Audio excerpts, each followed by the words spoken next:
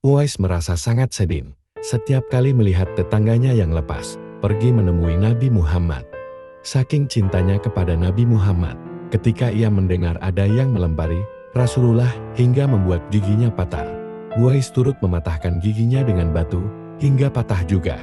Hal ini ia lakukan sebagai bentuk kecintaannya yang mendalam kepada Nabi Muhammad yang bahkan belum pernah ia temui itu.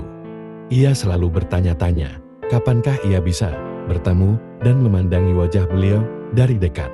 Akhirnya, pada suatu hari ia ungkapkan semua isi hatinya kepada ibunya dan meminta izin untuk bisa bertemu dengan Nabi Muhammad.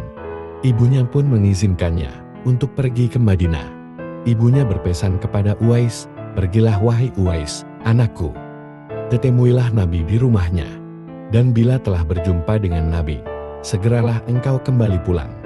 Dengan hati yang sangat gembira, ia akhirnya tiba di Madinah. Di depan pintu rumah Nabi Muhammad, ia mengetuknya. Setelah pintu dibuka, ternyata yang menyambutnya bukan Rasulullah sendiri, melainkan Aisyah RA.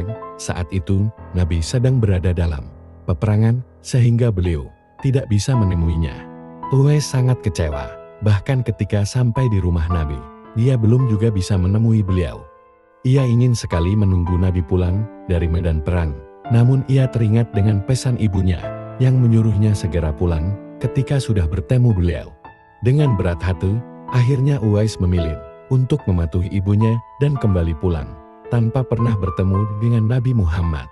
Ketika Nabi Muhammad pulang dari pertempuran, beliau menanyakan kepada Aisyah RA tentang orang yang mencarinya, dan ia pun menceritakannya kepada Nabi.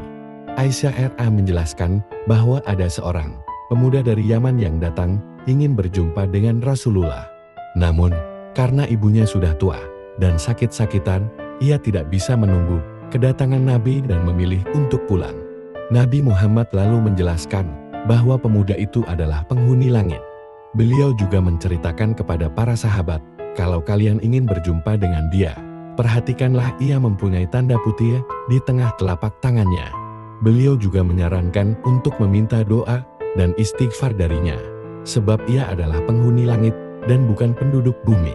Bertahun-tahun kemudian, Khalifah Umar ingat dengan sabda Nabi tentang pemuda yang terkenal di langit.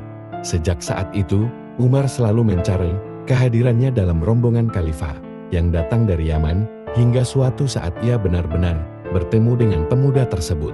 Khalifah Umar dan Ali datang ke perkemahan Uwais untuk menemuinya. Keduanya lalu membuktikan perkataan Nabi tentang tanda di telapak tangan Uwais, dan benar saja, tanda putih itu ada padanya. Umar dan Ali lantas meminta Uwais untuk membacakan doa dan istighfar untuk mereka. Namun ditolak oleh Uwais, seraya berkata, "Sayalah yang harus meminta doa pada kalian." Lalu, Umar dan Ali tetap meminta untuk didoakan. Akhirnya Uwais melakukannya. Setelah itu, Umar hendak memberikan jaminan hidup kepada Uwais, namun lagi-lagi tawaran itu ditolak olehnya. Ia berkata, "Hamba mohon supaya hari ini saja hamba diketahui orang untuk hari-hari selanjutnya. Biarlah hamba yang fakir ini tidak diketahui orang lagi." Bersambung.